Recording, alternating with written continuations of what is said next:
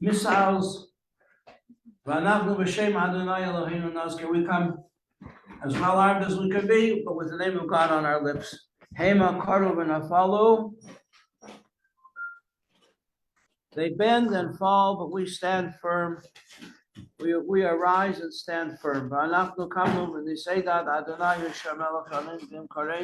Hashem should answer us on the day that we call. Okay, Tanya.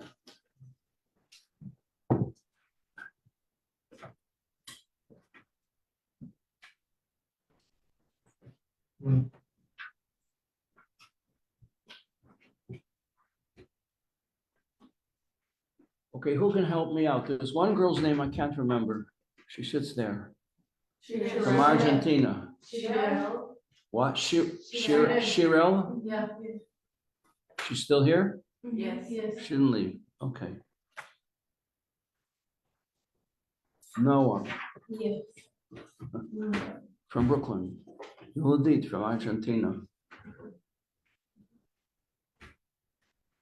Leah from city of Budapest. Adina, Leah, Yael, Hannah, Esther, Hannah, not quite here, and Rivka, Achron, Chaviv.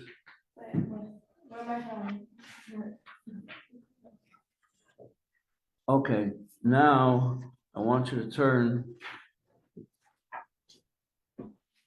to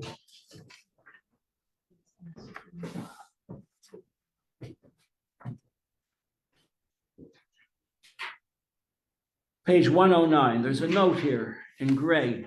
You got the place? Yes. All right. I don't know.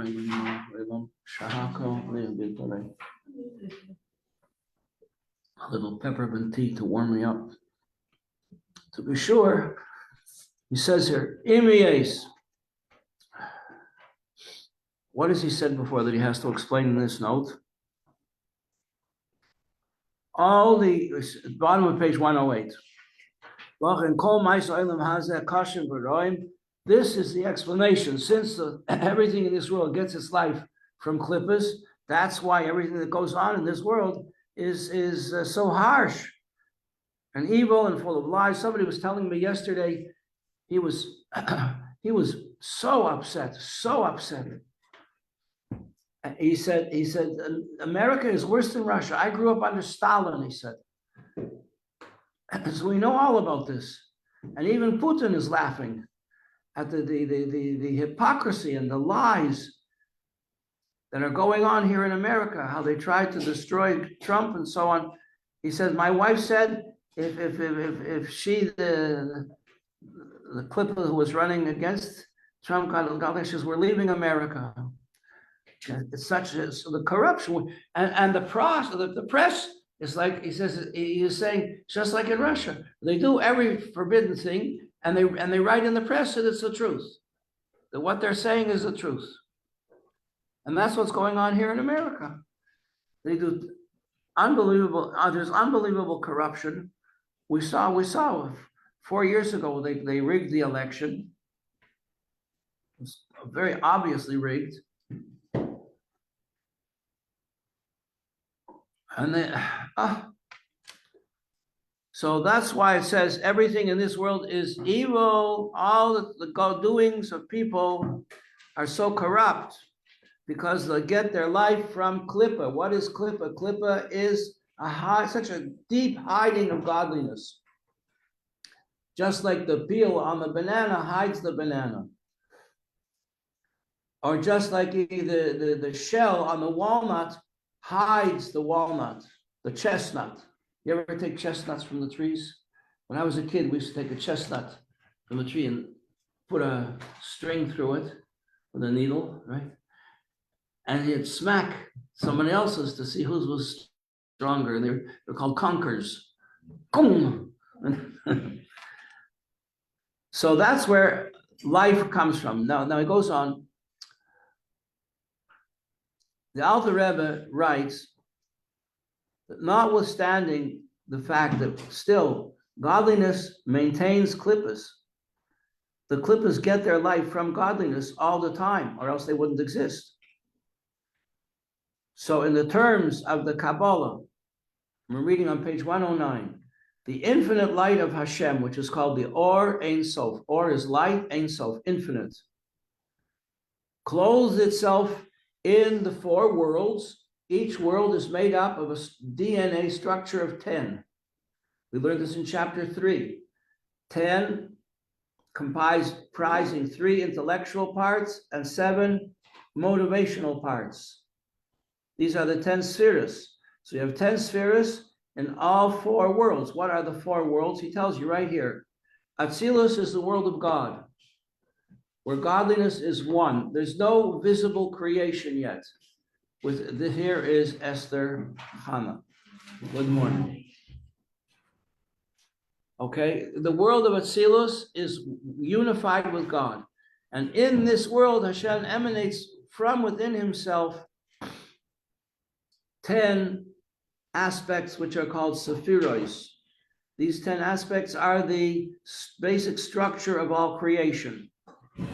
And then we move into a world where creation appears as something separate from the creator. That's the world of Bria, called creation. Bria means creation. And from there we proceed further downward into progressing towards what we understand as reality. Like this is a desk. Before anyone made a desk, someone had to take the idea of a desk. What is the idea of a desk? Can I make a picture of it? Can I make a plan for a workman to follow this plan and make the desk? So the plan is like the inner secret of what this desk is. It's not physical. It's not made of wood or metal. It's an idea. So the idea of the desk is in the world of ideas, which in Hebrew is called the world of Yetzirah. Yetzirah means forms, the form of a thing. And then finally, from the form of the thing, we get the actual desk. So it's all one thing. The way this idea is in the world, the way this is in the world is exactly the same, only it's not physical, in the world of forms. And that's exactly the same as the way it is in the world of creation, on which a much higher spiritual level. And that's exactly the same as it is in the world of, in God's mind. Sort of like a child. A young man gets married, and the family, they want to have a family, and where are the children? Didn't have them yet. Where are they?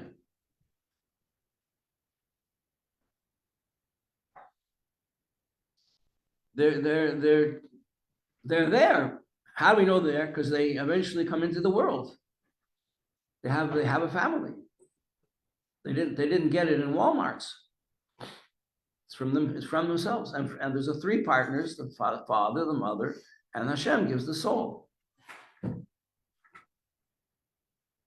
So in the same way, everything in this world has a source in godliness that comes down step by step by step by step through all of the 4 worlds of creation that correspond to the 4 letters of the name of God. The Yud corresponds to the world of God, called Atzilus, which means an emanation from God. And above the world of Atzilus is God himself, because Atzilus is still a world. Shirel, come in. Join us. Never be shy to come late, because the part that you're going to hear is what Hashem wanted you to hear. Right? That sentence should be with everything in this world. Unfortunately. Now, let's read in the gray area, 109. Saying that this world that we live in has 10 aspects to it, just like the higher worlds. They are called Eser Sephires, 10 spheres. A sphere is not a sphere. It's a spiritual aspect, like wisdom or understanding or knowledge. So everything is made up of, there are 10 of these aspects that make up everything. We learned about it in chapter 3. Okay, now we have these aspects as they are holy. For instance, the 10 aspects of a Torah idea, a Torah thought. Person coming up with a Torah thought or writing a Torah idea, writing a sikha or a mimer, it's going to have the same 10, basic 10 structure of wisdom, understanding, knowledge, love and discipline and beauty and netzach, hoy, yesoid, finishing off and communication and malchus, the whole thing. 10 aspects. So we're talking now about the world of Asiya, the world in which godliness is so hidden that we don't see God in the streets. Although this morning, did anybody see the moon? No. We have been privileged to see a most beautiful moon morning after morning. Then when the sky is still dark, the moon is just hanging there, serene. Now it's half visible. That is to say, there's 1 week left until it's going to disappear. Right? The moon goes in 7 days sequences. First, there's no moon. Then after 7 days, we perceive a half a moon. After 14 days, we perceive the full moon. After another 7 days, we perceive again only a half a moon because we've lost 3/4. So now we have only 1/4 left. And then at the end of the month, the moon disappears and we start all over again, like the Jewish people. When it's good, we shine, and when it's bad, we make ourselves small and start all over again. Now, in this world of Asiya, where godly action, the world of action, is the lowest of all 4 worlds. So you remember where I wrote this on the board? The world of godliness is called Atzilus. World number 2 is the world of creation. World number 3 is the world of forms. World number 4 is where we are in the world of action, activity, where godliness is so hidden that you could choose to do something good, or you could choose, heaven forbid, to do the opposite. In the higher worlds, there's no choice to do bad. I mean, it's so obvious that this is good. Why would you choose anything else? Godliness is revealed. In higher worlds, godliness is revealed. That's where angels exist. That's where angels come from. That's where their life source. That's their life source. Okay. So now in this lowest world, godliness is so hidden that the world is dominated by klippas, by evil forces. That is to say, forces that are, what's an evil force? A force in which godliness is hidden. Okay. And in this world, even though it's dominated by negative forces,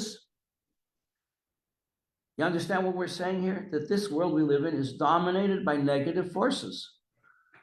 You sure you want to live here? They asked you in the first place, who wants to go down into this world? And every single one of you said, I want. Leah, you weren't so sure that they were going to look at you. So you made sure that the angel saw you and said, okay, why do you want to go into this world? It's very dark down there. There's a lot of bad things going on. People trying to kill your brothers and sisters, holding them in captivity for 1.5 years already.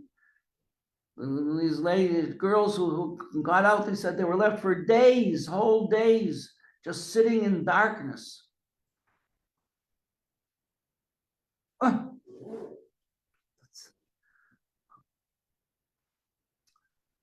You sure you want to go there? Yes. Why do you want to go there? Because I want to light a Shabbos candle. I can't do it up. I can't. There's no Shabbos, right? There's no Shabbos candles in Gan Eden. Because there's no mitzvahs. In paradise. That's right. There's no Shabbos candles. There's no mitzvahs. I want to learn Torah. I don't want to just perceive it. I want to learn it with my mind, with my voice, with my tongue, with my teeth, with my breath. I want to learn Torah. I want to teach Torah.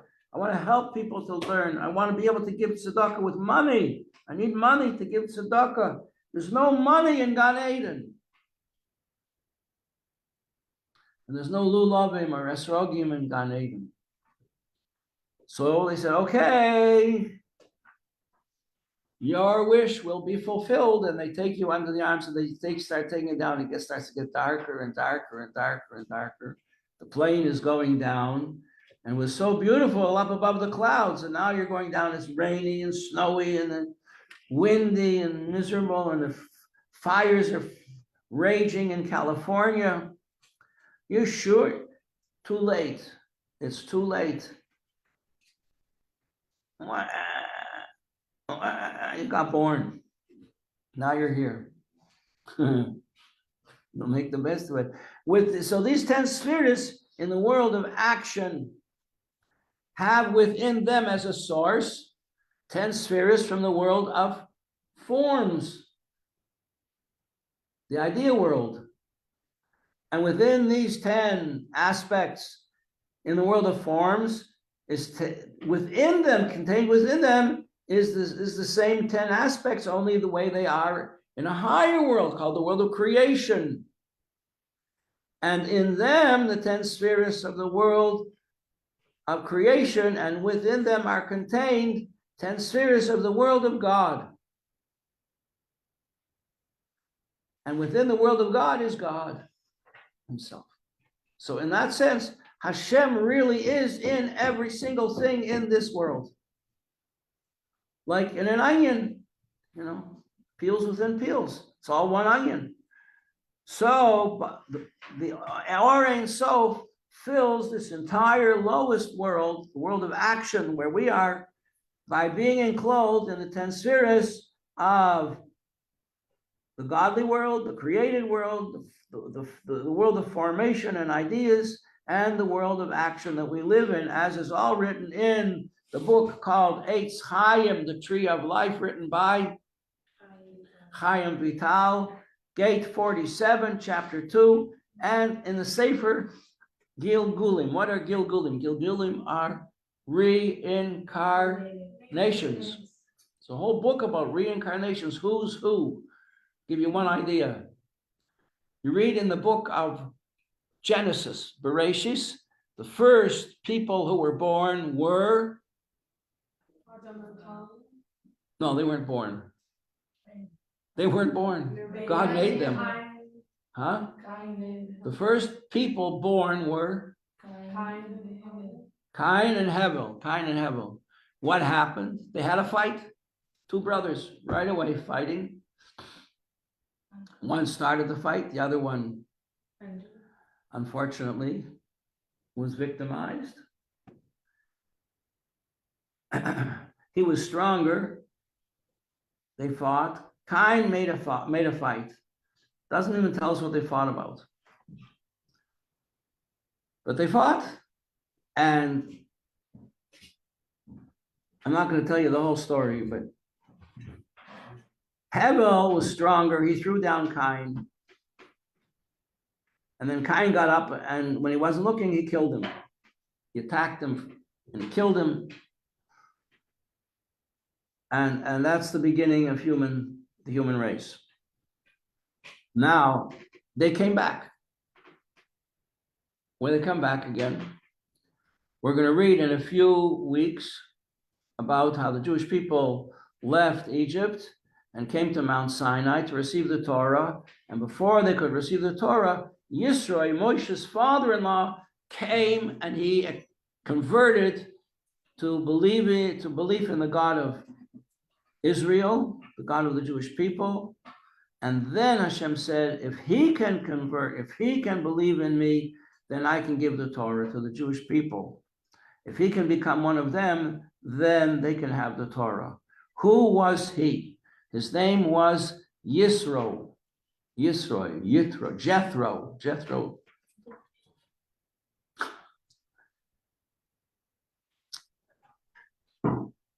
Who was he?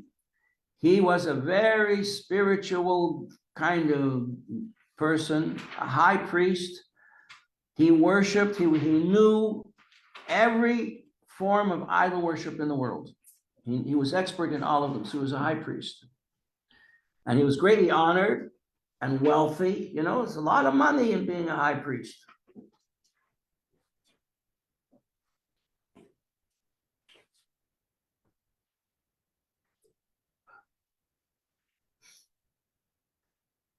And he renounced everything. He gave up everything.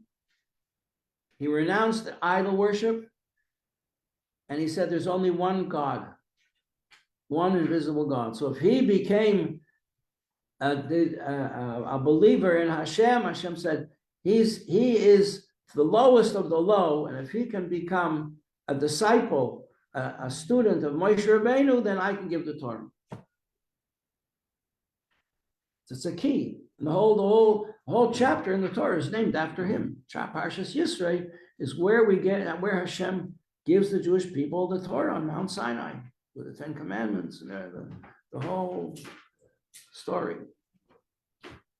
Who was he? It says in the Sefer HaGilgulim, he was Cain, and Moshe Rabbeinu was Hevel.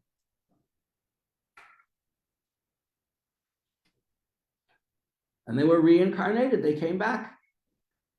So in the original time around, Cain killed Hevel. And they had to come back. And Cain, now in the form of Yisro, high priest of idol worship, submits himself to the authority of Moshe Rabbeinu, who is Hevel. And the world gets the Torah. Is that they had to fix what Cain and Hevel did in the other body? What? Because they got to fix what happened with Cain and Hevel. This fix, yes. This was back in another this. person. Yes, this fixed that first terrible crime. And when the Torah was given, the world was restored to its original purity.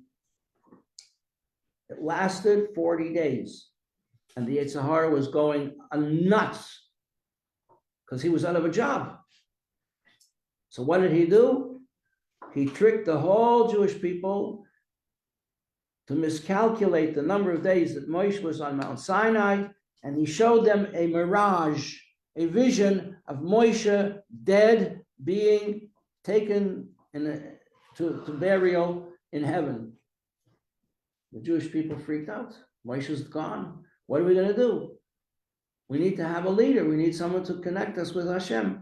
And then through various circumstances, all of a sudden this golden calf appeared, eating grass, and they worshiped the golden calf. And the Yetzer Hara was, ha, ha, ha, ha, ha, ha, ha, ha, I'm back in business.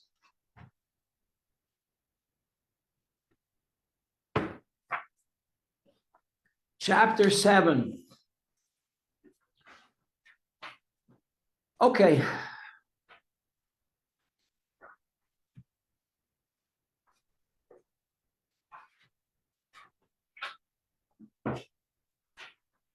Chapter 7. We've been learning about klippas, the 4 levels of klippa, which are the other side of holiness. You have the 10 levels of holiness, and we have the other side, which is the 10 levels of impurity, the opposite of holiness. When a person does something bad, he or she is deriving their life from klippa, from these unholy forces from the other side. And we just saw how just like there are 10 spheres of holiness in every world, we have 10 spheres of impurity in every world. They are called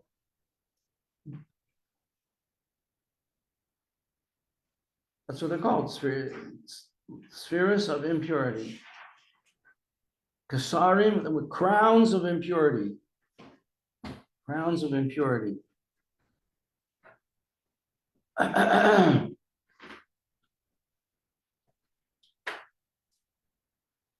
Now, what about klippas noiga? Let's take a closer look at klippas noiga, because that's what we're really involved with in our life. Hasidus is not terribly interested in finding out about what the three impure klippas are all about. It's not shy, it's not important to us. We don't want to have anything to do with them. So why study them? So you'll find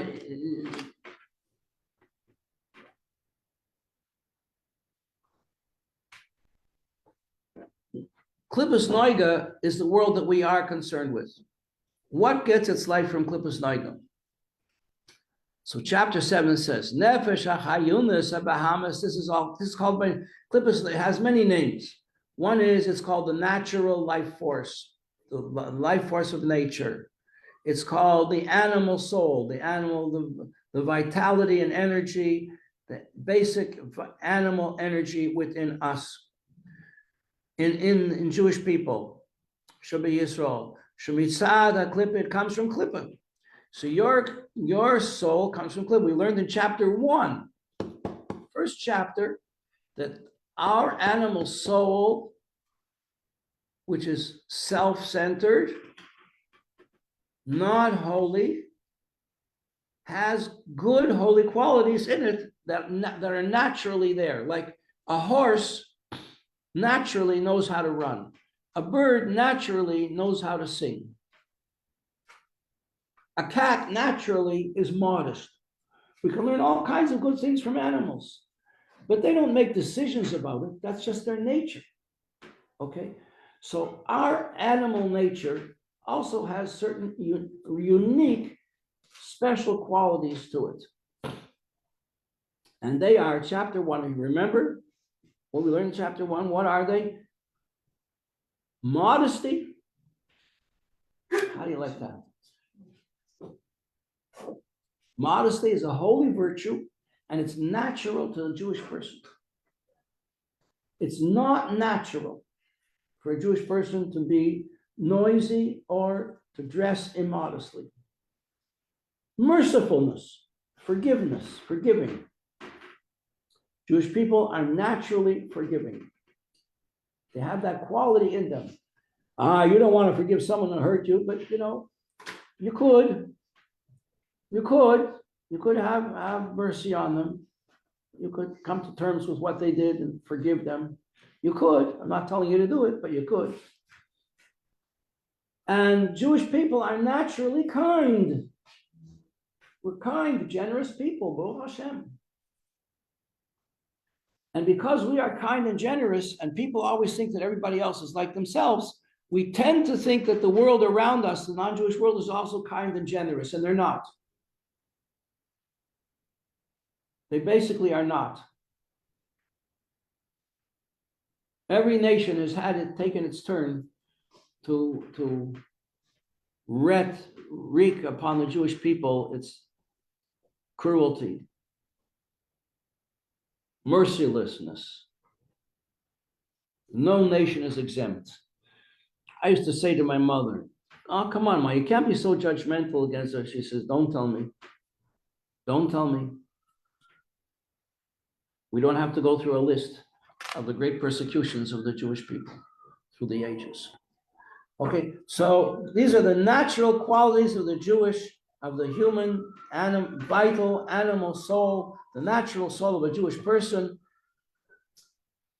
comes from Klippa. It's not holy yet. It's not a big deal. I mean, it is a big deal, but it's not an achievement. It's wonderful that a horse can run. It's wonderful that a bird can sing. It's wonderful that a spire knows how to make a web. And it's wonderful that a Jewish person is naturally kind and generous and merciful and modest. But it's not a great achievement. It's a great achievement when you have to choose to go way beyond what's natural. Going beyond what's natural, that is an achievement. Many of the stories about the Baal Shem Tov are about people who had tremendous self-sacrifice to help someone else. Like the story of the two tailors had no money, so they went on the road looking for business. In the old days, there was no business. Everybody was poor. And after many, many years, 6, 7 years or so, finally they came across a squire, a nobleman who was making a wedding, and he asked if they could make a wedding clothing garments for the whole family for the wedding within 30 days. And they said yes, and they worked day and night, and they made a lot of money, and they're going home, and they say there's a big something going on. What's going on? The police, the local police, every nobleman had his own police force. They had huge estates, as big as like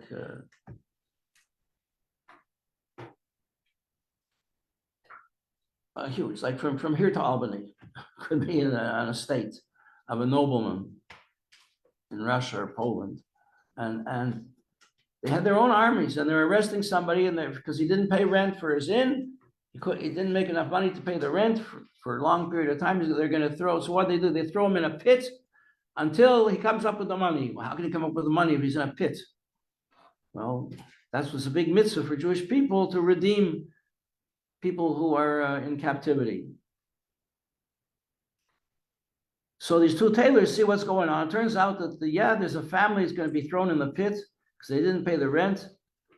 And the amount of money required is exactly half of the money that they earned from making this wedding.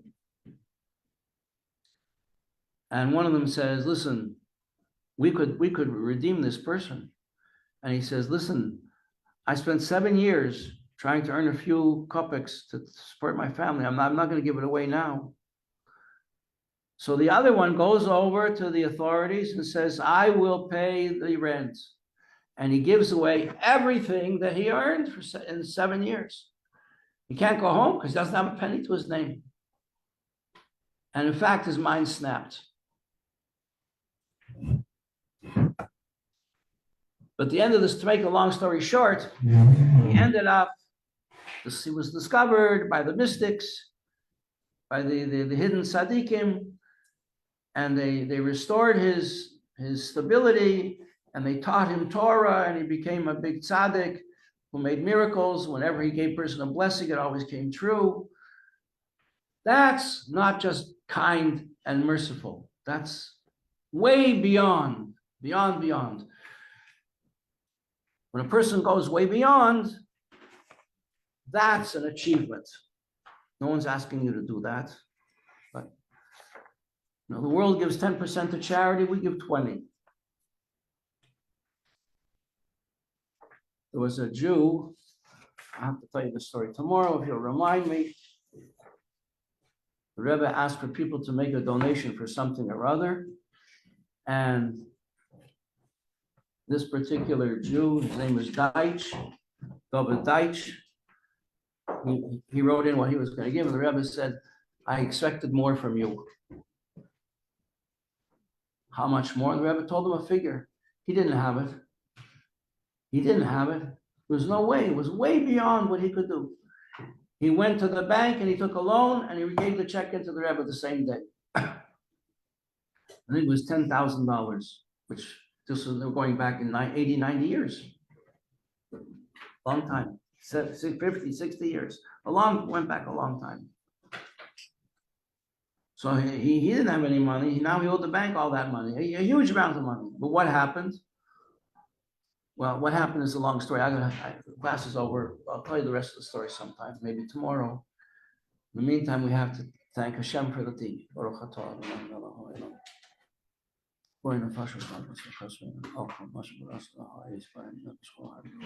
if you walk by the beautiful Holy Torah building on Eastern Parkway, you see that his name is up there.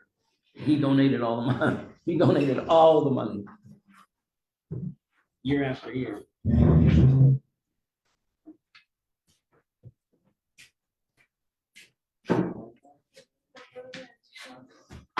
Have a wonderful day, girls. Dress warmly and be careful how you walk. Thank you. You too.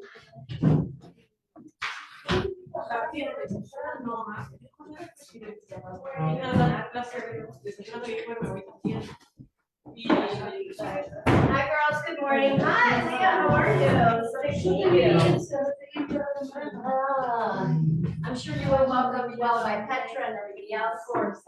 Girls, we have a little change in the schedule. Baruch Hashem, this level just has a little change.